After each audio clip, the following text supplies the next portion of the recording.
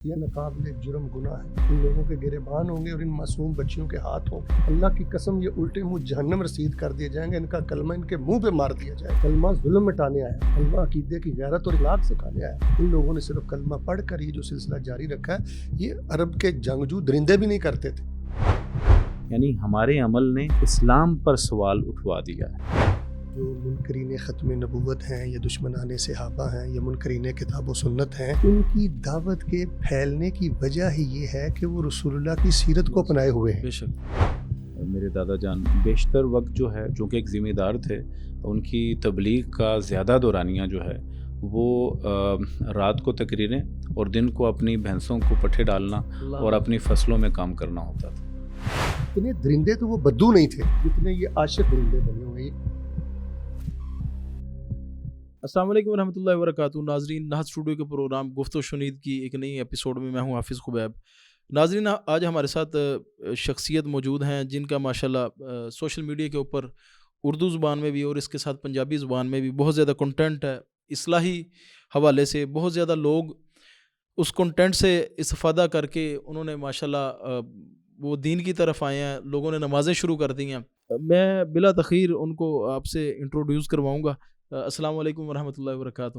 وعلیکم السلام ورحمۃ شیخ اللہ محترم؟ وبرکاتہ۔ الحمدللہ بارک اللہ اس کے فیکم۔ ساتھ ساتھ آپ پہلے بھی دیکھتے رہے ہیں عثمان خالد شیخ پوری حافظہ اللہ۔ عثمان بھائی، آپ کے بھی ہم مشکور ہیں، ماشاءاللہ آپ تشریف لائیں۔ بارک اللہ فیک، بہت شکریہ آپ کا۔ عثمان بھائی، یہ پروگرام کا مقصد اور شیخ مقصد صرف ویسے تو لوگ گفتگو سنتے رہتے ہیں، بڑی تقاریر موجود ہیں، کتابیں موجود ہیں۔ آج گفتگو کا مقصد تھا کہ ہم نبی صلی اللہ علیہ وسلم کے جو عام روزمرہ میں لوگوں کے ساتھ، میل جول والوں کے ساتھ، رشتہ داروں کے ساتھ، غیر مسلموں کے ساتھ جو رویے ہوتے تھے اس کے اوپر اگر ہم گفتگو کر سکیں، یا نبی صلی اللہ علیہ وسلم نے کس طرح ایک علاقے سے، مطلب مکہ سے انہوں نے دعوت کا آغاز کیا اور پوری دنیا میں ماشاءاللہ اس ٹائم وہ دعوت پھیل چکی ہے، تو کیا اسباب تھے، کیا محرکات تھے کہ وہ دعوت اتنی عالمگیر لیول پہ جا کر پھیل چکی ہے؟ بنیادی طور پر دعوت کے میدان میں جو سب سے زیادہ نمایاں چیز رہی ہے وہ آپ کا کردار اور اخلاق ہی رہا ہے۔ نبوت سے قبل بھی رسول پاک علیہ الصلاۃ والسلام کے جو اخلاقی معاملات تھے، کردار کے معاملات تھے، وہ بڑے نمایاں تھے اہل عرب کے ہاں۔ اس کردار کی وجہ سے بھی آپ کو بڑی سپورٹ ملی اور خیر ملی۔ پھر نبوت کے بعد بھی آپ کا جو اخلاق تھا وہ بڑا مثالی تھا اور نمونے کا تھا۔ اور میں یہ سمجھتا ہوں کہ آپ کے کردار اور آپ کے اخلاق اور تحمل اور برداشت کی وجہ سے الحمدللہ لوگوں کو اللہ کے دین کے قریب آنے کا بہت زیادہ موقع ملا ہے۔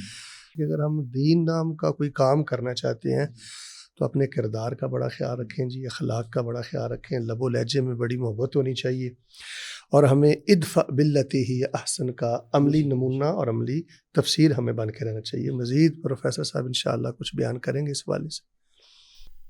جی بالکل، کیوں نہیں۔ ایسا ہے کہ رسول اللہ صلی اللہ علیہ وسلم جب پہلی وحی نازل ہوتی ہے تو سیدہ خدیجہ رضی اللہ تعالیٰ عنہ دلاسا دیتی ہوئیں جو جملے بولتی ہیں، بعثت سے قبل وہ نبی علیہ الصلاۃ والسلام کے کردار اور ان کے اخلاق، ان کے اطوار پر بہت شاندار ایک دلیل ہے۔ اور وہ کہتی ہیں کہ اللہ واللہ لا یخزیک اللہ ابدا، اے اللہ کے رسول، اے میرے شوہر، اللہ تعالیٰ آپ کو کبھی بھی رسوا نہیں کریں گے۔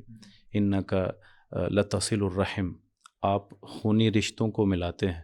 یہ خونی رشتے سارے وہ ہیں جو بعد میں دشمن بنتے ہیں، اور نبی علیہ الصلاۃ والسلام خود موحد ہی ہیں قبل از نبوت بھی، عقیدہ بڑا واضح ہے، کبھی شرک نہیں کیا ہے، لیکن پھر بھی ان رشتوں کو ملاتے ہیں۔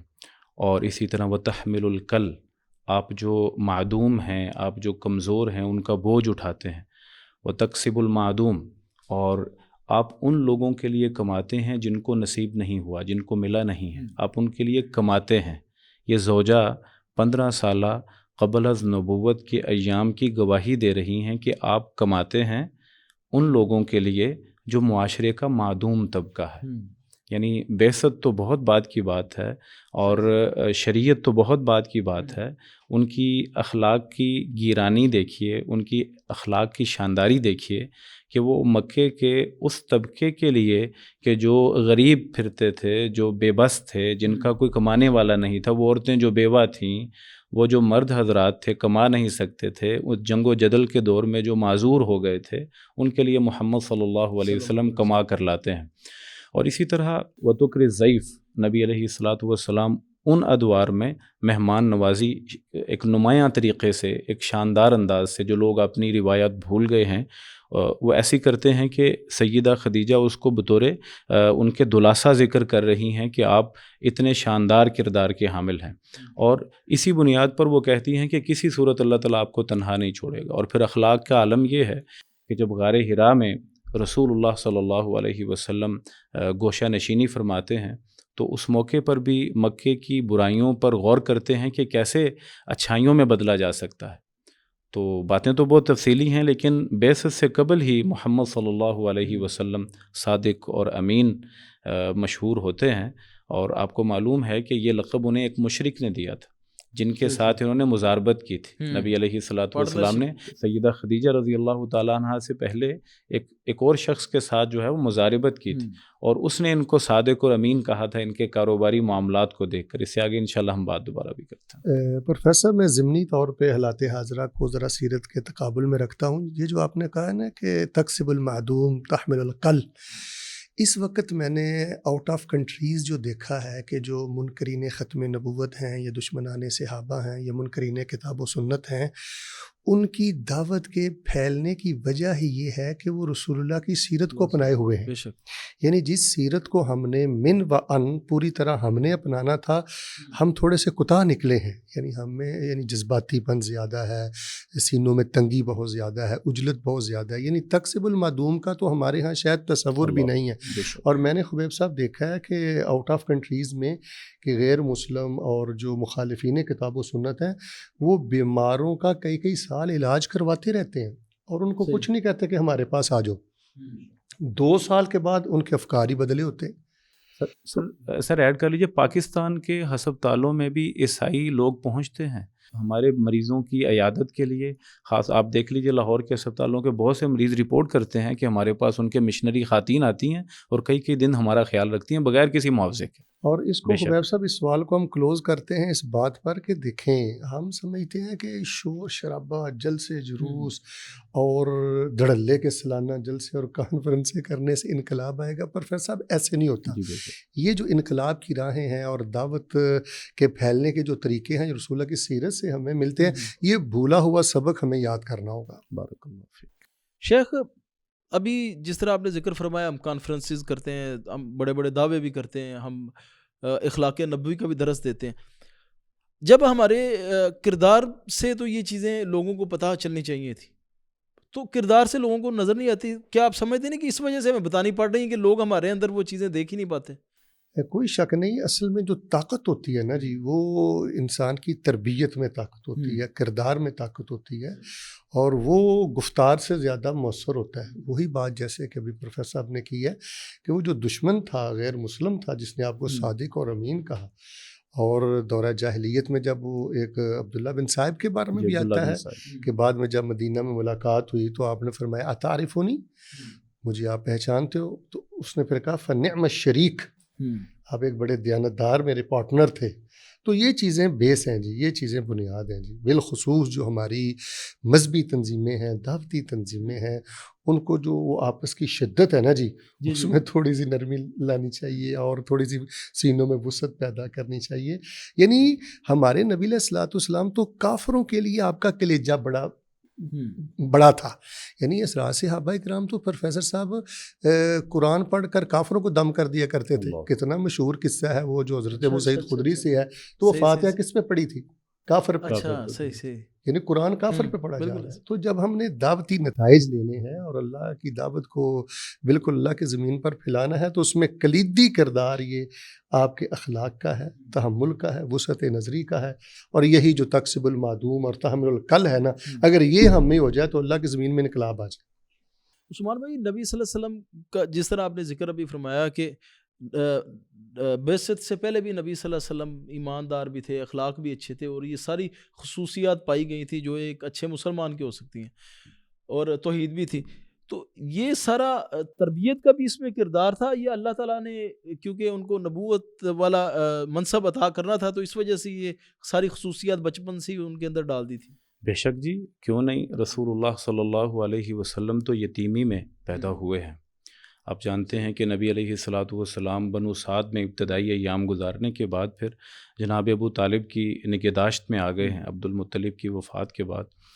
تو زیادہ وقت وہیں گزارا. تو خاندانی روایات تو اپنی جگہ تھیں ہی، اس میں کوئی شک نہیں ہے، لیکن بہرحال اللہ رب العزت نے تاجدار ختم نبوت بنانا تھا، اور ایک بہت بڑا ایک بار گراں تھا جو آقا علیہ الصلاۃ والسلام کو عطا کیا جانا تھا. تو اس کے لیے وہ پھر تمام کوالٹیز بھی اسی کے ریلیونٹ تھیں. یعنی میں یوں کہا کرتا ہوں کہ صادق اور امین کے ضمن میں کہ اس بات کی اہمیت بتانے کے لیے کہ سچا ہونا اور امانت دار ہونا کتنا ضروری ہے. رسول اللہ صلی اللہ علیہ وسلم کو نبوت دینے سے 40 سال پہلے 40 سال مشقت کروائی گئی اور عمل کروایا گیا کہ نبوت کو ان 2 چیزوں کی ضرورت ہے، اور یہ کوالٹیز نبیوں کی کوالٹیز ہیں.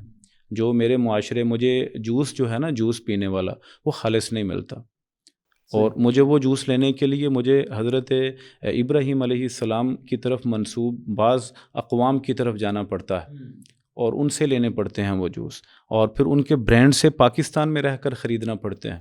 میں امت محمد صلی اللہ علیہ وسلم، میں جب یہ کہتا ہوں بلا شبہ میرے نبی جناب محمد صلی اللہ علیہ وسلم کائنات کی سب سے بڑی ہستی، اللہ کے بعد سب سے بڑا مقام میرے نبی کا ہے. لیکن ساری اقوام میں اللہ کی مخلوق ہونا یہ چاہیے تھا کہ ساری امتوں میں جیسے اللہ نے سب سے بڑی اور بہتر امت بنایا ہے، یہ سب سے بڑے کاموں والی امت ثابت ہوتی. جیسے اللہ کے رسول صلی اللہ علیہ وسلم کی اپنی شخصیت بڑی ہے، اسی طرح ان کی امت بھی بڑے کام کر کے دکھاتی. ہم جب کہتے ہیں کہ رسول اللہ صلی اللہ علیہ وسلم کا اخلاق بہت اعلیٰ تھا، تو ہم اخلاق میں کہاں کھڑے ہیں؟ ان کا تجارت کے ان کے اصول دیکھیے. ہم بات کرنا چاہیں گے اس پہ کہ نبی علیہ الصلاۃ والسلام ایک بہترین اور شاندار تاجر تھے. انہوں نے بہت شاندار اصول وضع فرمائے، اور بعثت سے پہلے ہی ان کی تجارت کے چرچے تھے اس علاقے میں.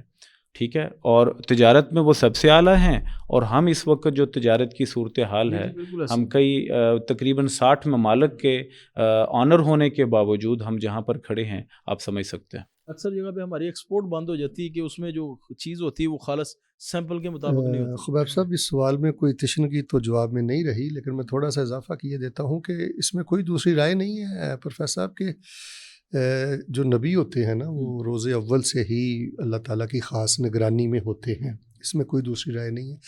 لیکن رسول پاک علیہ الصلوۃ والسلام کو اس کے ساتھ ساتھ ایک خاندانی شرف بھی حاصل تھا. یہ جو بنو ہاشم تھے، یہ حاجیوں کے بڑے مہمان نواز تھے اور بڑے عزت والے لوگ تھے، دھڑلے والے لوگ تھے. تو عمومی طور پہ قبل از نبوت و بعثت آپ کے صادق اور امین ہونے کا ذکر تو ہوتا ہے، لیکن تھوڑا سا اگر ڈیپلی غور کریں تو میں نے دیکھا ہے کہ رسول پاک علیہ الصلوۃ والسلام قبل از نبوت بھی بڑے حیادار تھے، بڑے منصف مزاج تھے، اور بڑے بہادر تھے، اور طبیعت میں بھی ایک بڑا جو معصومانہ رنگ ہے وہ غالب تھا. تو اس لیے میں یہ سمجھتا ہوں یہی وہ چیزیں ہیں جو ہمیں اپنانا ہوں گی. صداقت ہے، امانت ہے، بہادری ہے. دیکھیں جس قوم میں انصاف نہیں ہے نا جی، وہاں پر خیر نہیں ہے. تو جہاں ظلم کا راج ہے وہاں اندھیرا ہے. تو یہ چیزیں قبل از نبوت بھی رسول پاک علیہ الصلوۃ والسلام میں بدرجہ تم موجود تھیں. خبیب صاحب، المیہ یہ ہے کہ 30 پاروں کے بعد، 23 سالہ جد و جہد کے بعد آج بھی دیکھیں ہم ظلم پہ کھڑے ہیں، بزدل قوم بن چکے ہیں. دیکھتے ہیں نا آپ، ہمارے معاملات آپ کے سامنے ہیں، انصاف ختم ہو گیا. حیا کے معاملے دیکھ لیں کہاں پر ہے. یعنی یہ ہمارے نبی پاک میں نبوت کے دعویٰ سے پہلے سب کچھ تھا، بعد میں قرآن اترا، عملی طور پہ سب کچھ آپ نے کر کے دکھلایا. تو ہم نے آپ کی پہلی والی زندگی سے بھی نہیں سیکھا، قرآن کے 30 پاروں سے بھی نہیں سیکھا، اور آپ کی دن رات کی قربانیوں سے بھی کچھ نہیں سیکھا. یعنی دوسرے لفظوں میں یوں کہا جا سکتا ہے کچھ حد تک کہ شاید کہ پروفیسر صاحب ہماری زندگی ایک اعتبار سے عرب کے بدوؤں سے بھی زیادہ بدتر ہوتی جا رہی ہے، کہ ان کے پاس تو روشنی تھی نہیں، ان کے پاس تو نبوت تھی نہیں. تو ہمارے پاس تو سب کچھ ہے، لیکن اس کے باوجود معاملات ایسے ہیں. تو ان چیزوں پہ بڑا غور کرنے کی ضرورت ہے عملی طور پہ. دیکھیں یہی بات ہے کہ سیرت کو ہم نے سالانہ رسم بنا لیا ہے. میں سمجھتا ہوں میں نے سال بعد ایک کانفرنس کروا دی ہے, بس میں نے سیرت سے محبت کا حق ادا کر دیا. دوسرا سمجھتا میں نے جلوس نکال دیا, جبکہ یہ صرف 2 3 4 گھنٹے کے پروگرام کا نام سیرت نہیں ہے, یہ صرف یہ رقص اور ڈانس اور یہ موج میلے اور پہاڑیوں کا نام سیرت نہیں ہے, یہ کسی ایک نائٹ یا ڈے کے ساتھ سیرت متعلق نہیں ہے. ہمیں تو لمحہ لمحہ دیانتداری کی طرف سفر کرنا ہوگا, بہادری کی طرف, انصاف کی طرف اور سچائی کی طرف. شیخ ابھی جس طرح عثمان بھائی نے ایک بڑی بات کی, مطلب تکلیف دہ چیز ہے کہ ہمیں جوس لینے کے لیے بھی جو ہے نا وہ غیر مسلموں کی طرف رجوع کرنا پڑتا ہے.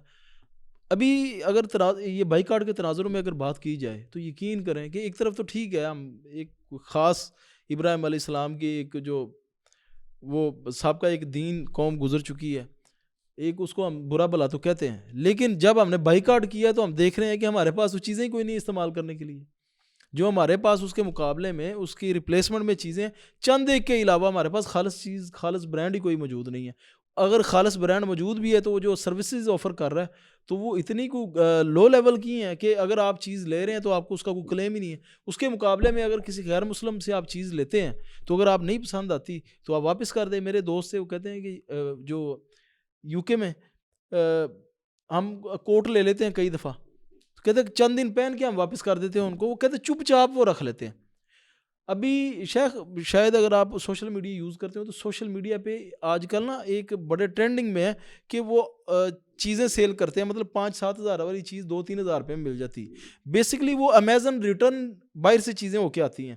وہ ہوتا یہ ہے کہ لوگ چیز خریدتے ہیں, ان کو پسند نہیں آتی, وہ امیزون کو واپس کر دیتے ہیں, وہ من وان پورے پیسے کسٹمر کے واپس کر دیتا ہے, اور وہ کم پیسوں میں ہمارے غریب ملکوں میں بھیج کے تو وہ جو ہے نا وہ, لیکن جو کنزیومر ہوتا ہے اس کو نقصان نہیں ہونے دیتا.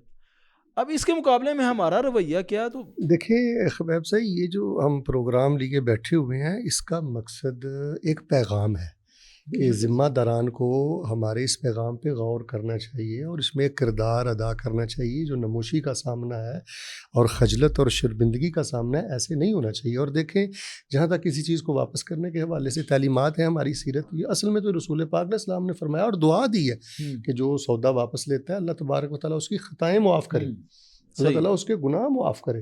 اور پھر دیکھیں کہ کتنی وعیدیں ہیں جو دھوکے سے کام لیتا ہے, ملاوٹ سے کام لیتا ہے. من غشنا فلیس منا, یعنی اس سے میں نہیں سمجھتا کوئی سخت الفاظ ہو سکتے ہیں کہ بھئی جو دھوکے باز ہے اس کا اسلام سے کیا تعلق ہے. ہر دودھ کی دکان کے اوپر یہ لکھا ہوتا ہے ہمارے جیسا عاشق رسول بھی کوئی نہیں, ہمارے جیسا محب اہل بیت بھی کوئی نہیں, اور مرچ سے لے کے نمک تک کوئی چیز خالص بھی نہیں. تو یہ ایک بہت بڑا المیہ ہے جی. سچی بات تو یہ ہے کہ گردنیں شرم سے جھکی ہوئی ہیں. ہمارے جو ذمہ داران ہیں جن کا مارکیٹ کے ساتھ تعلق ہے, خرد و نوش کے ساتھ تعلق ہے, اور ذمہ داران ہیں جو آڑت میں ہیں, منڈی میں ہیں یا اس شعبے میں ہیں, ان کو خصوصی توجہ کرنی چاہیے. اگر وہ اسلام کے ساتھ مخلص ہیں اور وہ اسلام کے نام پر اگر کچھ کرنا چاہتے ہیں تو اپنا وہی پہلے والی بات ہے, کردار پیش کریں. بے شک شیخ صاحب کی بات میں ایک تائیدی جملہ شامل کرنا چاہوں گا. دیکھیے ہم جو دین سے وابستہ لوگ ہیں, نماز پڑھتے ہیں, کچھ لوگوں کو اللہ نے مال دیا ہے, حج اور عمرہ کرتے ہیں اور جمعہ پڑھتے ہیں. ہم لوگ جب اسی مارکیٹ میں ملاوٹ کرتے ہیں نا, تو یہ غیر مسلم اور خاص طور پر نئی جو پود آ رہی ہے نا, نئی جنریشن, اس میں الحاد کے پھیلاؤ میں بہت بڑی دلیل بن رہا ہے.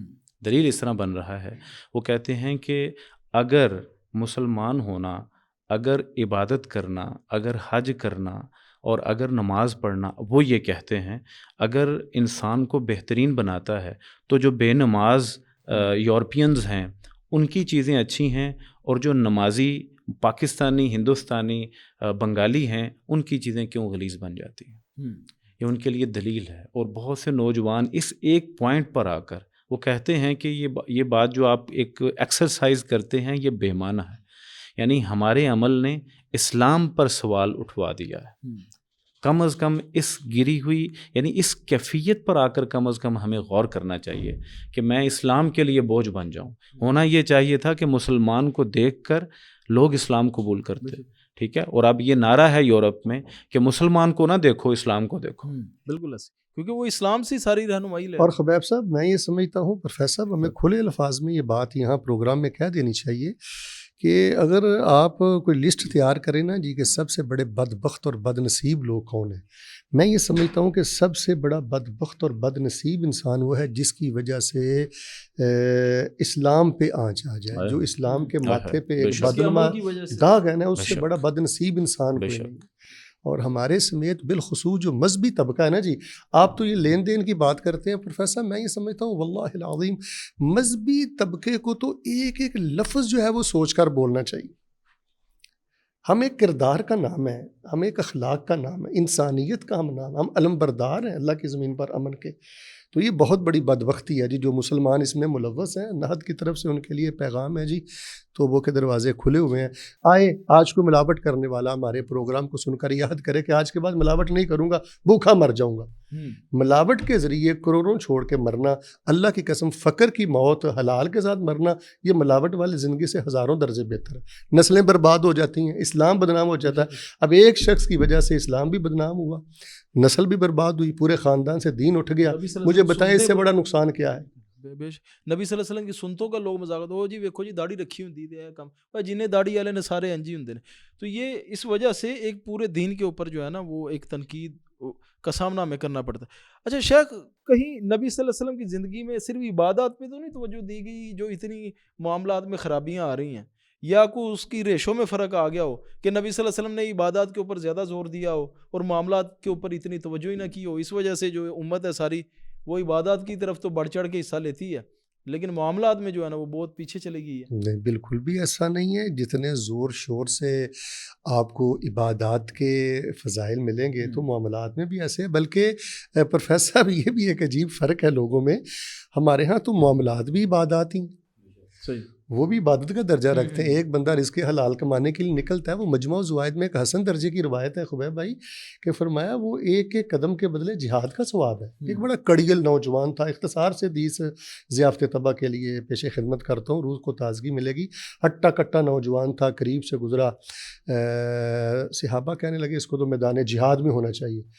تو پوچھا کہاں جا رہا ہے؟ کہاں بیوی بچے ہیں، والدین ہیں، کوئی کمائے گا، مزدوری کرے گا، لے کے آئے گا. تو آپ نے فرمایا جب تک یہ گھر کو واپس نہیں جاتا اللہ ایک ایک قدم کے بدلے جہاد کا ثواب عطا کرے گا. سبحان اللہ. تو یہ مزدور ہونا کوئی عیب نہیں ہے، دیہڑی دار ہونا کوئی عیب نہیں ہے. پھر اسی طرح کہ تاجر کن کے ساتھ ہوگا جی؟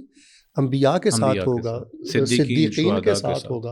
اور تجارت پہ گلے پہ بیٹھنا، مارکیٹ میں جانا، جس طرح مسلح پر بیٹھنے کا اجر و ثواب ہے، غلے پر بیٹھنے کا بھی اجر و ثواب ہے، مارکیٹ پر بیٹھنے کا بھی اجر و ثواب ہے. تو میں یہ سمجھتا ہوں کہ یہ صرف ہمارے ہاں بعض مسلمانوں کی عملی کوتاہی ہے، ورنہ جتنی اہمیت عبادات سے مراد اگر خواص عبادات ہے نا، حج، روزہ، زکوٰۃ، تو اسی طرح تجارت کے معاملات، اخلاق کے معاملات میں اس سے بڑھ کر نبی علیہ السلام نے بشارتیں بھی سنائی ہیں اور خیال نہ رکھنے والے کے لیے وعید بھی ہے. شیخ ہمارے جو کرنسی نوٹ ہے اس کے اوپر بھی لکھا ہوا ہے حصول رزق حلال عین عبادت. ختم ہو جائے گا آہستہ آہستہ، آپ بے فکر رہیں. جو حالات چل رہے ہیں آج کل تو وہ آپ کو پتہ ہے کہ تمام مذاہب کے اوپر وہ جو چھپ رہے ہیں آہستہ آہستہ وہ صرف چل. اللہ تعالیٰ اس قوم کو اس قوم کے حکمرانوں کو ہدایت. میں تھوڑا سا ایڈ کرنا چاہوں گا. شیخ محترم نے بڑی پیاری گفتگو خاص طور پر حدیث مبارکہ کی روشنی میں فرمائی ہے. چونکہ آج کے ٹاپک میں آپ نے بعثت سے قبل کی باتیں ذکر کرنے کو کہا ہے تو تھوڑی سی مختصر سی نظر کیجئے کہ رسول اللہ صلی اللہ علیہ وسلم کی تاجرانہ زندگی یا ان کا کمائی کے لیے جو ان کا ذوق تھا. نبی علیہ الصلوۃ ابن ہشام میں ذکر ہے کہ نبی علیہ السلام نے بنو سعد کی بکریاں چرائی ہیں. یعنی وہاں چھوٹے سے تھے، بالکل چھوٹے سے تھے. معلوم ہے کہ میں یتیم ہوں، مجھے سٹینڈ ہونا ہے، وہیں سے بکریاں چرانے کا عمل، حالانکہ بڑے. اور پھر دیکھیں کہ صحیح بخاری کی روایت میں ہے رسول اللہ صلی اللہ علیہ وسلم نے فرمایا کہ میں نے قراریت نامی جگہ ابن ملکن کی رائے میں اور دیگر مفسرین کی رائے میں بھی کہ وہ قراریت نامی جگہ تھی یا پھر چند کی رات یعنی چند سکوں کے عوض میں نے مکہ کے لوگوں کی بکریاں چرائی ہیں. یعنی یہ ایام ہیں بالکل طفولیت کے.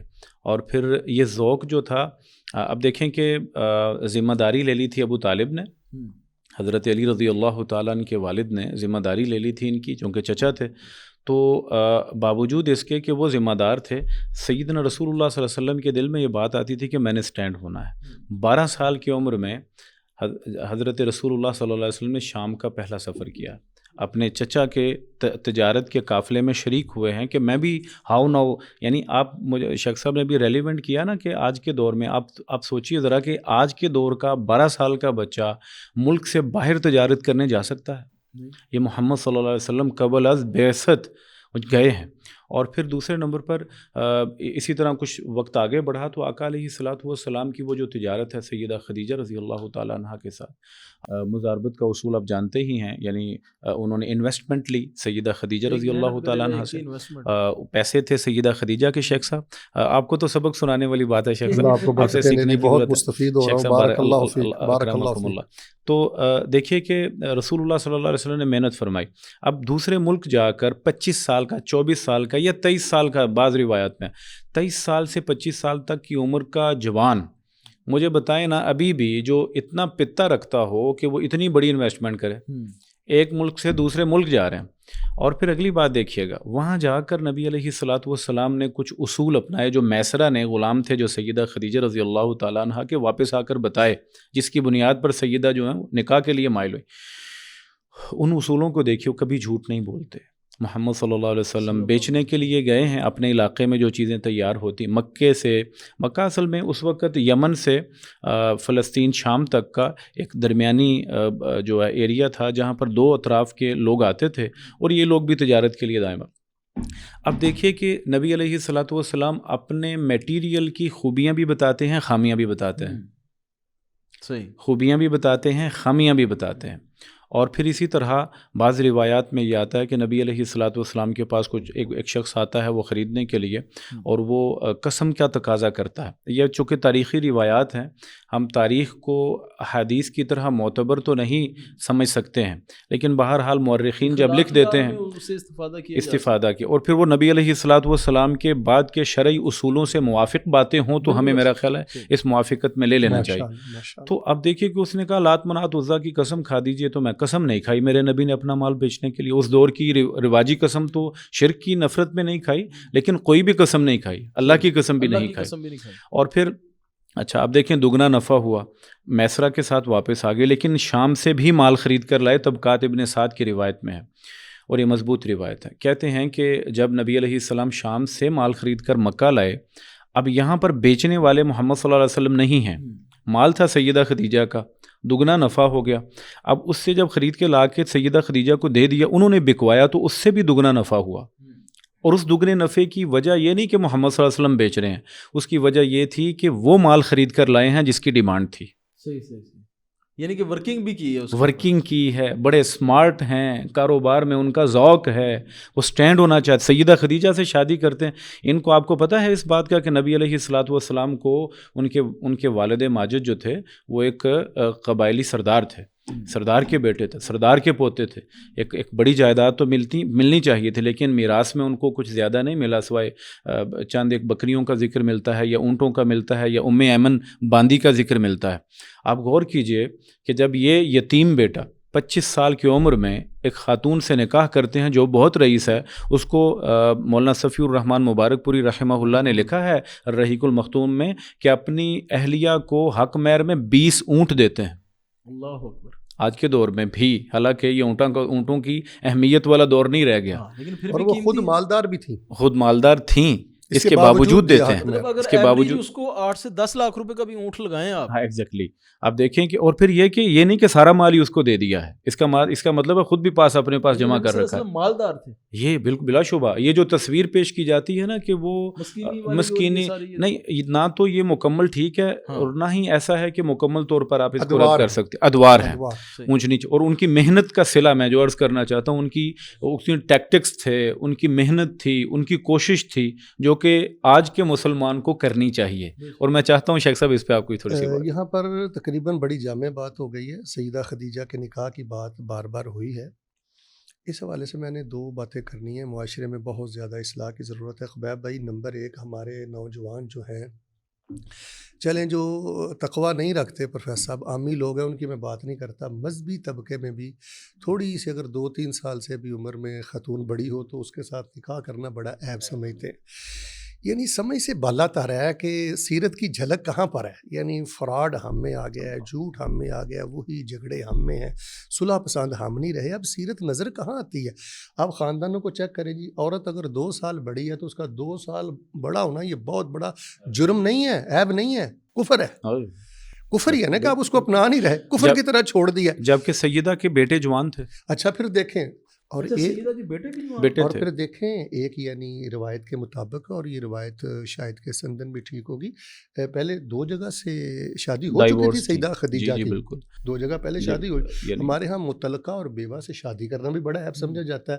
تو خبیب بھائی دیکھیں، ہم تو نہد والے یہی درد دل رکھتے ہیں کہ یار جو گندی رسومات دورہ جاہلیت میں بھی نہیں تھیں، یعنی جاہلیت میں رہنے والے لوگوں میں اتنی انسانیت تھی کہ اگر کوئی عمر میں دلہن تھوڑی سی بڑی بھی ہو تو یہ عیب نہیں سمجھا جاتا تھا۔ تو یہ تو کم از کم خرابیاں ہمیں اپنے معاشرے سے ختم کرنی چاہیے۔ تو یہ ضمن جو کہ نکاح کی بات ہو رہی ہے۔ اچھا شیخ ادھر پتہ کیا الٹا رواج ہے نا، وہ کہتے ہیں جی حضرت نبی صلی اللہ علیہ وسلم نے حضرت عائشہ رضی اللہ تعالیٰ عنہ سے بہت کم عمر میں شادی کی تھی، نبی صلی اللہ علیہ وسلم غالباً 40 سال کے تھے، تو حضرت عائشہ کی غالباً، خیر وہ تو خبیب بھائی اللہ تعالیٰ کا انتخاب، نہیں میں بتاتا ہوں، وہ ایک اللہ کا انتخاب تھا، ایسے تو پھر موضوع لمبا ہو جائے گا۔ ضمنی طور پہ صرف سیدہ خدیجہ کے نکاح کی ہم بات کرتے ہیں، وہ تو ایک اللہ کا انتخاب تھا، اور سیدہ عائشہ کے نکاح سے دین فہمی عورتوں تک وہ ماشاءاللہ کیسے پہنچی، یہ الگ موضوع ہے، اس کے لیے ہمیں الگ سے بیٹھنا پڑے گا۔ لیکن خلاصہ میں یہ کہہ رہا ہوں کہ سیدہ کے ساتھ تجارت کے ساتھ ساتھ جو نکاح کا معاملہ ہے ہمارے لیے اس میں سبق کیا ہے، تو ہمارے نوجوانوں کو دیکھیں جی کسی بیوہ کے ساتھ، متعلقہ کے ساتھ اور عمر رسیدہ کے ساتھ نکاح کرتے ہوئے ذرہ بر ہچکچاہٹ محسوس نہیں کرنی چاہیے اگر رسول اللہ سے محبت کا دعویٰ ہے اور وہ دعوے میں سچا ہے۔ اور شیخ صاحب اس میں ایڈ کر لیجئے، پاکستان میں پچھلے دنوں کچھ رپورٹ گردش کر رہی تھی کہ 35 سال سے زائد عمر کی کنواریوں کی تعداد 1 کروڑ سے زیادہ ہے۔ 1 کروڑ خواتین 35 سال کی عمر سے زیادہ ہیں جو کنواریاں ہیں، اور حالات یہ ہیں کہ یہ جو آپ نے فرمائی ہے بات کہ 1-2 سال بڑے ہونے کی وجہ سے، کچھ شکل و صورت کے عیوب نکالنے کی وجہ سے ہمارے نوجوان وہی میڈیائی غلاظتوں میں پڑ گئے ہیں۔ ان کا سٹینڈرڈ جو ہے وہ سو کالڈ بناوٹی میڈیا بن گیا ہے، جو لوگوں کو خوبصورت بن کر دکھنے، وہ سمجھتے ہیں کہ یہی مجھے چاہیے، اور مردوں کو بھی وہی چاہیے، عورتوں کا بھی سٹینڈرڈ خراب ہو گیا ہے، جس کے نتیجے میں ہم یہ دیکھتے ہیں کہ وہ محمد صلی اللہ علیہ وسلم کو نہیں دیکھتے کہ 15 سال بڑی خاتون سے وہ نکاح فرما رہے ہیں، اس کے خصائص، اس کی شہرت اور ان کی حسب نسب اور ان کی کوالٹیز کی بنیاد پر، یہ کوالٹیز چھوڑ کر جب سے وہ چند ایک ظاہری چیزیں سامنے آ گئی ہیں تو ہمارا معاشرہ بڑی تیزی سے تباہی کی طرف جا رہا ہے۔ پروفیسر صاحب یہ حیرت والی بات ہے، دل خون کے عنصر ہوتا ہے خبیب بھائی، غلامی رسول میں موت بھی قبول ہے۔ ہمارے بعض دیہاتوں میں، علاقوں میں ابھی تک خاندانوں میں یہ غلاظت موجود ہے کہ وہ بیوہ کا نکاح کرنا عیب سمجھتے ہیں، بلکہ میں نے یہ سنا ہے گھر کا سربراہ پتہ کیا کہتا ہے، دیکھیں وہ 29-30 سال اس کی عمر ہے جی، عین جوانی کی عمر ہے، وہ شادی کرنا چاہتی تھی، تو وہ بڑا پتہ کیا کہتا ہے، لویں ہاں نہ ویاہ دا وڈ کے نہ سٹ دیں گے، داڑھی ہے مسجد ہے، وہ کہتا ہے وڈ کے نہ سٹ دیں گے۔ تو یہ جو خواتین پہ ظلم ہو رہا ہے نا جی، یعنی اتنے درندے تو وہ بدو نہیں تھے جتنے یہ عاشق درندے بنے ہوئے ہیں، یقین کریں یہ انداز وہاں بھی نہیں پایا جاتا تھا۔ سر بالکل سر، لمحہ فکریہ ہے یہ والی بات، اور اس میں مجھے نا ایک واقعہ ضرور شیئر کرنا ہے۔ میرے ساتھ سر ایک واقعہ یوں پیش آیا کہ ہمارے علاقے سے ایک خاتون، ایک بچی نے مجھے خط لکھا، ہمارے کہیں جمعہ پڑھتی ہیں وہ، انہوں نے مجھے کہا کہ میری عمر جو ہے وہ 35 سال ہو گئی ہے، یہ آج سے تقریباً 6-8 سال پرانی بات ہے، میری اتنی عمر ہو گئی ہے اور میں میرے فیملی میرا نکاح نہیں کر رہی، تو آپ مفتی ہیں، آپ مجھے یہ بتائیں کہ کیا میں زنا کر سکتی ہوں؟ میرے لیے دین کیا حل دیتا ہے؟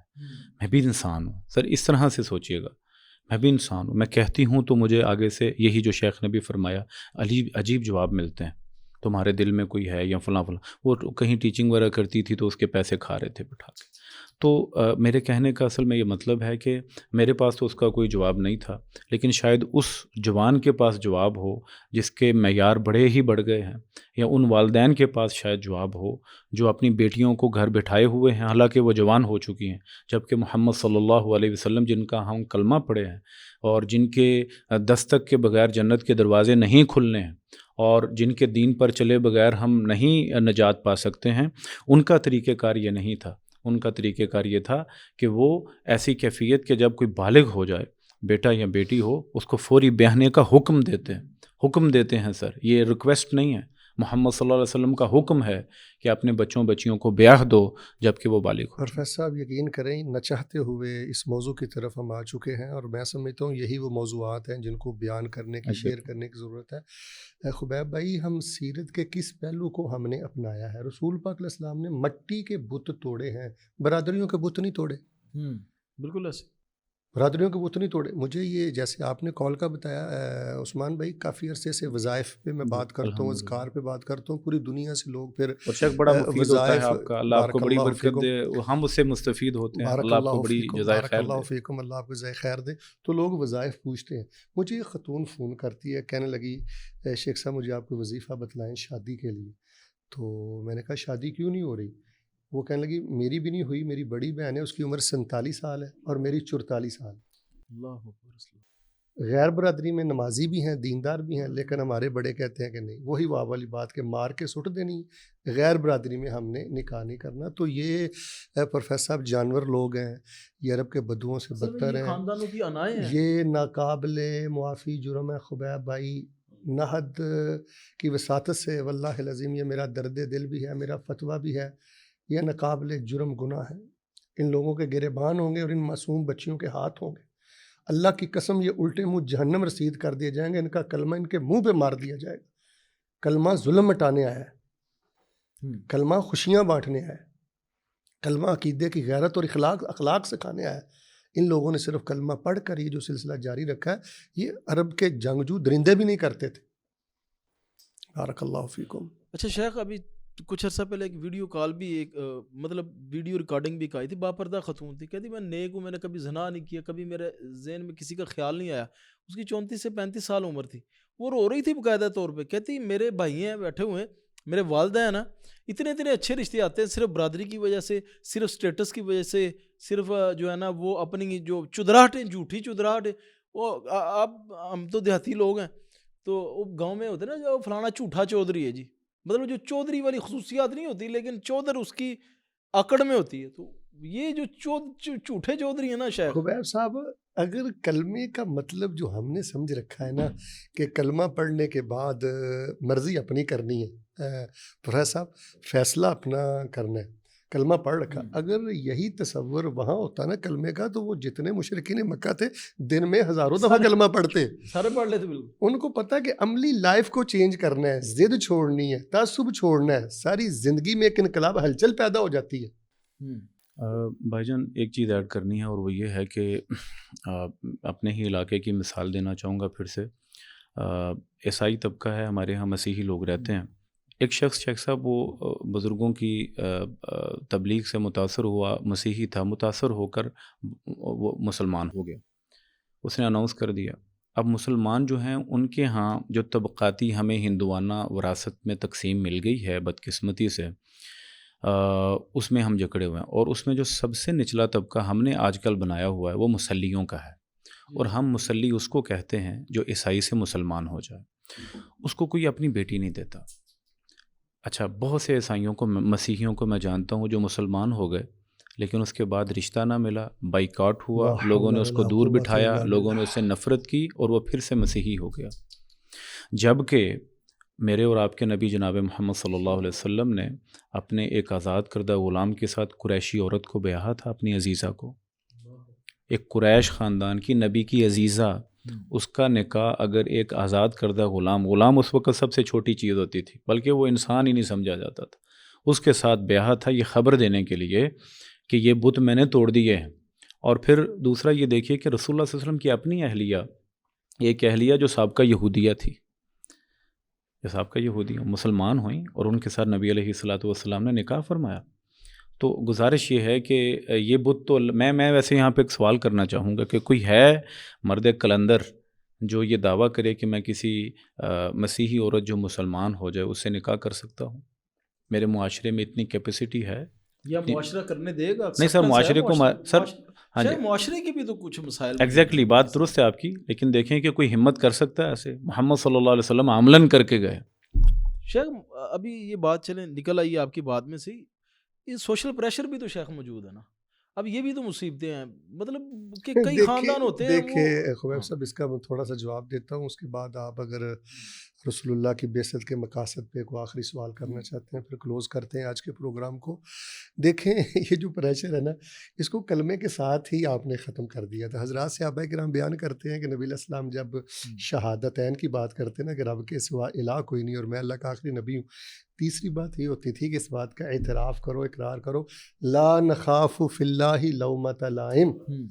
حق کو اپنانے کے بعد ہم کسی ملامت کرنے والے کی ملامت کی پرواہ نہیں کریں گے. یہ پہلے دن سے چیز ختم کی جاتی ہے. ظاہر معاشرے کا پریشر آئے گا، لوگ آپ کو بے عزت کرنے کی کوشش کریں گے، ڈی گریڈ کریں گے، لیکن اس چیز کو تو کلمے کے ساتھ ہی ختم کیا گیا. وہی بات ہے کہ سیرت سے ہم نے لیا کیا ہے. خبیب صاحب میں آپ سے پوچھتا ہوں، آپ ایک نمائندہ ہیں معاشرے کے، سیرت سے ہم نے لیا کیا ہے؟ وہی جاہلانہ رسومات ہیں، بلکہ اس سے بدتر طرز عمل ہے یہ جو گھروں کی زندگی ہے اور خاندانوں کے معاملات ہیں. ابھی پروفیسر صاحب نے تجارتی معاملات کا ذکر کیا ہے، تو یہ شرم سے ڈوب مرنے کا مقام ہے. شیخ آپ جو ہے نا، ابھی میں نے دیکھا کہ آپ کی مختلف آپ انسٹیٹیوشنز میں جاتے ہیں، آپ کی ورک شاپس ہوتی ہیں، اسی طرح شیخ مختلف ممالک کا سفر کرتے ہیں. ایک تو شیخ میں آپ سے پوچھنا چاہتا ہوں کہ آپ کے جو یہ اسفار ہو رہے ہیں یہ دعوتی مقاصد کے لیے ہو رہے ہیں یا کوئی آپ بزنس بھی کر رہے ہیں؟ نہیں، یہ 100% دعوتی ہیں. وہاں آپ جیسے نوجوان ہیں جو اسپانسر وغیرہ بھیج دیتے ہیں، وہاں کہیں میرج ہال میں یا مساجد میں باقاعدہ دورے کا اعلان ہوتا ہے، موضوعات کو شائع کیا جاتا ہے، مساجد میں اویزہ کیا جاتا ہے، اور پھر ہر ملک میں وہاں کی گورنمنٹ سے باقاعدہ وہ اجازت ہوتی ہے. پھر ابھی ماشاءاللہ کچھ میرے محاضرات مقالات وہ کتابی شکل میں بھی آ رہے ہیں. تو وہ آپ جیسے نوجوانوں کی محنت ہے جی، اور وہاں بہت اچھا ایک انداز انہوں نے دعوتی رکھا ہوا ہے. ہمارے ہاں یہ جو طور طریقے ہیں نا روایتی سے ہٹ کر مبادیات اسلام جو ہے نا، نماز سے شروع ہوتے ہیں، طہارت سے ہم شروع ہوتے ہیں، تو ماشاءاللہ بڑا خیر والا وہ معاملہ، یعنی 100% دعوتی. شیخ میں پوچھنا چاہوں گا کہ اب اتنی خرابیاں جب معاشرے میں آ چکی ہیں تو جو دائی حضرات ہیں ان پر بھی تو وہ جیسے کہتے ہیں نا جنگی حالات یا ایمرجنسی کی کفیات جو ہے نا وہ لاگو ہونی چاہیے. جیسے اب ایمرجنسی نافذ ہو جاتی ہے نا کوئی خاص حالات میں، تو دائی حضرات پر تو اس ٹائم ایمرجنسی نافذ ہو جانی چاہیے. تو آپ کیا سمجھتے ہیں کہ دائی اپنی جو ساری ذمہ داریاں وہ آسان انداز میں وہ نبھا رہے ہیں؟ دیکھیں جی، کوتاہی ہے بھی اور کوتاہی رہے گی بھی. یہاں پر وہ مجھے شعر یاد آ رہا ہے، پروفیسر اس کی اصلاح کیجئے، کہ وہ شاعر کہتا نا کہ ظلمت شکوائے ظلمت شب سے تو کہیں بہتر تھا کہ اپنے حصے کا دیا جلائے جاتے. تو میں یہ سمجھتا ہوں کہ ہر دائی کو اور آپ جیسے ایک انقلاب والا ذہن رکھنے والے سارے نوجوان بھائی کو اپنا کردار اچھے طریقے سے ادا کرتے رہنا چاہیے. اور جیسے کہ ابھی آپ نے ماشاءاللہ بڑے اچھے انداز اور لب و لہجے سے جو خرابیاں ہیں اس کی نشاندہی کی ہے، اس کی نشاندہی کرتے رہنا چاہیے. لست علیہم بمسیطر. اور یہ سارا کچھ ہم کر رہے ہیں اپنے اللہ کے ہاں، اس چیز کو ہم بطور عذر پیش کریں گے، یا اللہ ہم نے جتنی طاقت تھی دیا جلایا ہے. باقی خبیب صاحب یہ ایک مسلمہ حقیقت ہے، خیر شر کا تقابل تو رہنا ہی ہے، یہ تو کبھی ختم نہیں. دیکھیں اچھے دائی ہیں، علماء سو ہیں 100 ہیں، یا علماء خیر ہیں، یہ سارے سلسلے چلتے آ رہے ہیں، چلتے رہیں گے. بس دعا یہ کریں کہ اللہ ہمیں مخلصین میں شامل فرما دے. تو شیخ اس حوالے سے ماشاءاللہ آپ فیصلہ آباد سے اللہ تعالیٰ نے آپ کو بیرون ممالک کی دورے بھی کروائے اور آپ کے ادھر دعوتی سیٹ اپ بھی ماشاءاللہ باقاعدہ طور پہ نوجوانوں کے موجود ہیں. کیا اسباب آپ نے اختیار کی یا دائی حضرات کو کون سی جو ہے نا کوالٹیاں اپنانی چاہیے؟ دیکھیں اس میں کسی کوالٹی کی اتنی ضرورت نہیں ہے، کسی سفارش کی ضرورت نہیں ہے، کسی تزکیے کی ضرورت نہیں ہے. اقسم برب العالمین و اشہد اللہ علی ذالک. صرف ایک چیز ہے، یہ جو سچی تڑپ ہے نا کہ میں نے اللہ کے دین کے لیے کچھ کرنا ہے، یہی اول آخر. یعنی توفیق پھر اللہ دیتا ہے، والذین جاہدوا فینا، لام تقید ہے پروفیسر، قانون تقید ثقیلہ ہے، البتہ ضرور اللہ کہتے ہیں سچی نیت کر کے چل نکلو، رستے میں نے کھولنے۔ تو جو دائی حضرات ہیں، جو طلبہ ہیں، اس حوالے سے میرا ان کو پیغام یہ ہے کہ بیٹا آپ اپنے فیلڈ میں محنت کریں، اخلاص کا لیول جتنا بڑھا سکتے ہیں نا، کہ بے لوث میں نے لوگوں کے لیے ہدایت کا ذریعہ بننا ہے، ہادی بننا ہے، میں نے بے لوث، یہ چیز ختم ہو گئی ہے۔ ہم سب سے پہلے سیلری دیکھتے ہیں، سہولت دیکھتے ہیں، ٹی اے ڈی اے دیکھتے ہیں، معاملات پہ غور کرتے ہیں، پھر سودے ہوتے ہیں دعوت کے، اس میں برکت بھی پھر ایسے ہی ہوتی ہے۔ تو اپنا سب کچھ لٹا دینا چاہیے۔ وہ ایک کھجور چوستے تھے پورے دن میں، جیسے وہ کیسے چھا گیا پورے عرب پر۔ تو اس وقت ضرورت صرف نیک نیستی کی ہے جی، تڑپ کی ہے جی، اخلاص کی ہے، اور اس کے ساتھ ساتھ وہی بات ہے کہ اپنے رویے میں خلق کی دنیا کے بے تاج بادشاہ بن جائیں۔ پروفیسر صاحب اگر کسی نے دین کا کام کرنا ہے نا تو یک طرفہ حسن سلوک کی ٹریفک چلاتے، یعنی آپ نے مجھے جو وجہ پوچھ رہے ہیں نا، اس میں کوئی ڈگری نہیں ہے جی، اس میں کوئی سفارش نہیں ہے، کوئی مالی سپورٹ نہیں ہے، صرف یہ چند چیزیں ہیں۔ میں نے آپ کو بولا اخلاص کی کوشش کرتے ہیں کہ بد نیتی سے بچا جائے، اور اخلاقی معاملات میں نا جی یک طرفہ حسن سلوک کی ٹریفک چلا دی جائے، پھر انشاءاللہ ایسے نہیں ہوتا کہ ایک بندہ دین کا کام کرنا چاہتا ہے اور تڑپ بھی اور اللہ اس کو موقع نہ دے، ایسے نہیں ہوتا۔ سوان بھائی آپ اس حوالے سے آپ کا کیا ایکسپیرینس ہے؟ دیکھیں آپ جی، نوجوانوں سے بھی ملتے ہیں، ان کے ساتھ ورک شاپ میں بھی آپ کی ہوتی ہیں، انٹریکشن بھی ہوتا ہے؟ جی ایسا ہی ہے۔ دیکھیے شیخ صاحب نے بالکل درست فرمایا ہے، اور ایسا ہی ہے کہ جس میں اخلاص ہے اس کو اللہ تعالیٰ کبھی رائے گاں نہیں جانے دیتے ہیں۔ خاندانی پس منظر اس کا گواہ ہے ہمارے ہاں۔ میرے دادا جان محترم، اللہ تعالیٰ ان کی قبر کو جنت کے باغوں میں سے باغ بنائے۔ یقین کیجئے کہ ایک ذمہ دار فیملی سے تعلق تھا، اور شوق تھا، یہ ایک جذبہ ہی تھا کہ جو ان کو دین کی طرف لے کے آیا۔ اور ہم نے دیکھا کہ یعنی ان کی زندگی کا 17واں ایئر تھا جو میں نے دیکھا، 2005 تھا، جو آخری جمعہ پڑھا کر ہفتے کو فوت ہوئے ہیں۔ تو اس وقت بھی اللہ تعالیٰ نے ان کو توفیق بخشی۔ تو سب سے بڑی چیز ان کی، میں نے ان پر کچھ لکھا بھی، تو جو سب سے بڑی چیز ان کی زندگی میں نظر آئی نا، وہ اخلاص تھا۔ اور وہ کبھی پرواہ نہیں کرتے تھے کہ مجھے کون سی سہولتیں مل رہی ہیں۔ بیشتر وقت جو ہے، چونکہ ایک ذمہ دار تھے، ان کی تبلیغ کا زیادہ دورانیہ جو ہے وہ رات کو تقریریں اور دن کو اپنی بھینسوں کو پٹھے ڈالنا اور اپنی فصلوں میں کام کرنا ہوتا تھا۔ وہ واحد کفیل تھے، جب پاکستان آئے ہیں انڈیا سے، واحد کفیل تھے اپنے خاندان کے، تبلیغ نہیں چھوڑی انہوں نے۔ اور یہاں پر شیخ صاحب ایک اور چیز جو اسی چونکہ یہ موضوعات پورے یعنی تفصیل طلب موضوعات ہیں، اس پر یقیناً شیخ صاحب کے پاس تو ہم سیکھنے کے لیے حاضر ہوں دوبارہ۔ میرے داجن رحمہ اللہ تعالیٰ، میرے پردادا جان جو تھے، تقریباً وہ 2-3 سال زندہ رہے پاکستان آنے کے بعد بھی۔ اس کے بعد ان کی رحلت ہوئی، تو انہیں اپنے کندھوں پر بٹھا کر تقریباً 10 کلومیٹر سفر کر کے اپنی مسجد میں لایا کرتے تھے۔